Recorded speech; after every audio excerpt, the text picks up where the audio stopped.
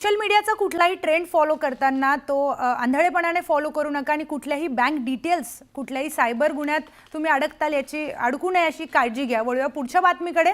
नाशिकमधील गोदावरी प्रदूषणाचा मुद्दा तापलाय। या प्रदूषणाच्या मुद्द्यावर मनसे आक्रमक झाली आहे। मनसे कार्यकर्त्यांनी गोदावरीत उड्या मारत आंदोलन करून या प्रदूषणाच्या मुद्द्याकडे लक्ष वेधण्याचा प्रयत्न केला।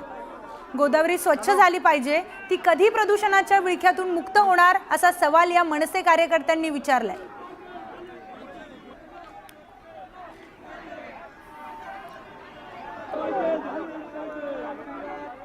तर आपले प्रतिनिधी लक्ष्मण घाटोळ आपल्या सोबत जोडले गेलेले आहेत।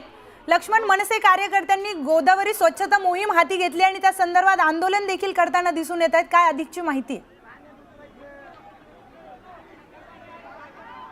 आपण बघतोय नाशिकच्या रामकुंड परिसरामध्ये महाराष्ट्र नवनिर्माण सेनेचे कार्यकर्ते जे आहे त्यांनी गोदावरीच्या रामकुंडामध्ये अशा पद्धतीने उड्या घेतलेल्या आहे आणि त्याची ही सगळी दृश्य आपण बघतोय। रामकुंड परिसरातली ही सगळी दृश्य आहे आणि या सगळ्या कार्यकर्त्यांची मागणी आहे की गोदावरी नदी स्वच्छ व्हावी, रामकुंड स्वच्छ व्हावं। त्यांच्या पक्षाचे प्रमुख अर्थात मनसे अध्यक्ष राज ठाकरे यांनी देशभरातील प्रदूषित नद्यांबाबत आक्षेप घेतलेला होता आणि त्यावर वेगवेगळ्या प्रकारच्या प्रतिक्रिया ज्या आहेत त्या देशभरातून उमटल्याचं आपल्याला पाहायला मिळालेलं होतं। अनेक ठिकाणून टीकाही झालेली होती।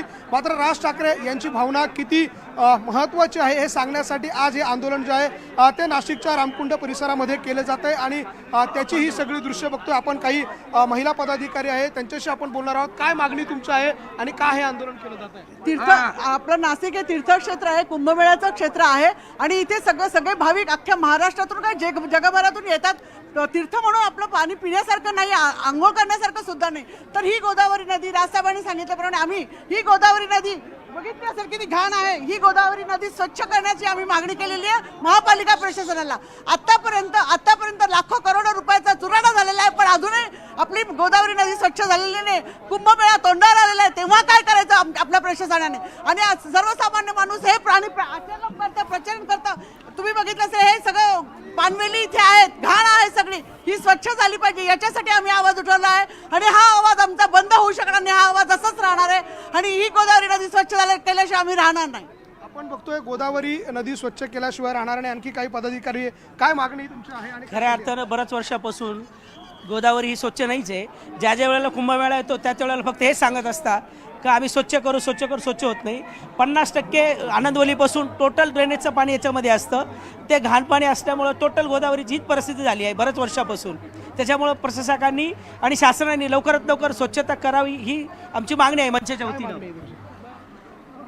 ज्याप्रमाणे माननीय राजसाहेबांनी आवाज उठवला आहे की महाराष्ट्रातल्या सर्व नद्या स्वच्छ झाल्या पाहिजे, या गोदावरीची एक शोकांकिता आहे। आज आमचं आंदोलन या ठिकाणी होणार होतं हे प्रशासनाला माहीत होतं, म्हणून काल दुपारी इथं पाणी सोडण्यात आलेलं आहे। कालपर्यंत परवापर्यंत इथं प्रचंड अशी घाण होती, प्रशासन आंदोलनाला घाबरलेलं आहे आणि काल दुपारी सायंकाळी यांनी या ठिकाणी पाणी सोडून लोकांच्या डोळ्यामध्ये धूळ फेकण्याचा जो प्रयत्न केला आहे त्याचा आम्ही निषेध करतो। या गोदावरीचं पावित्र्य राखण्याचं काम प्रशासनाचं आहे आणि महाराष्ट्र नवनिर्माण सेना या लढाईमध्ये आजपासून उतरलेली आहे।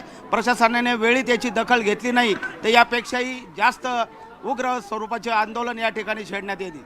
आपण बघतोय नाशिकच्या रामकुंड परिसरामध्ये अशा पद्धतीनं हे कार्यकर्ते जे आहे त्यांनी उड्या घेतलेल्या आहे आणि हे आंदोलन जे आहे ते अधिक तीव्र स्वरूपानं या ठिकाणी केलं जातं। या सगळ्या कार्यकर्त्यांची मागणी जी आहे ती तीच आहे की राज ठाकरे यांनी जी भूमिका घेतलेली आहे की देशभरातल्या नद्या अस्वच्छ आहे त्या स्वच्छ कराव्या, ज्या प्रशासनावर या नद्या स्वच्छ ठेवण्याची जबाबदारी आहे त्यांच्याकडनं मात्र चुकीचे अहवाल जे आहेत ते दिले जातात। नाशिकच्या याच रामकुंडातल्या पाण्याबद्दल प्रदूषण नियंत्रण मंडळाने जो काही अहवाल दिलेला होता त्या अहवालामध्ये असं म्हटलेलं होतं की रामकुंडाचं हे पाणी जे आहे ते मिनरल वॉटर इतकं शुद्ध आहे, अशा प्रकारचा अहवाल दिलेला होता आणि या सगळ्यावरती आक्षेप जो आहे तो या मनसेच्या पदाधिकाऱ्यांचा होता आणि या सगळ्याच्या अनुषंगाने आज नाशिकच्या रामकुंडावरती हे आंदोलन जे आहे त्या मनसेच्या पदाधिकाऱ्यांनी केलेलं आहे। थेट रामकुंडाच्या पाण्यामध्ये उड्या घेत हे आंदोलन जे आहे ते केलं जात आहे आणि आक्रमक भूमिका त्यांनी घेतली आहे। केवळ गोदावरीच नाही तर नाशिक जिल्ह्यातल्या जितक्या नद्या असेल, ज्यामध्ये नंदिनी असेल, वाघाडी असेल आणि गोदावरी असेल, या प्रमुख ज्या नद्या आहेत त्या जोपर्यंत स्वच्छ होत नाही तोपर्यंत मनसेचे आंदोलन अशाच पद्धतीनं सुरू राहील, अशा प्रकारची भूमिका जी आहे ती या सगळ्या कार्यकर्त्यांनी घेतलेली आहे आणि एक आक्रमक भूमिका। धन्यवाद लक्ष्मण दिलेल्या सविस्तर माहिती संदर्भात।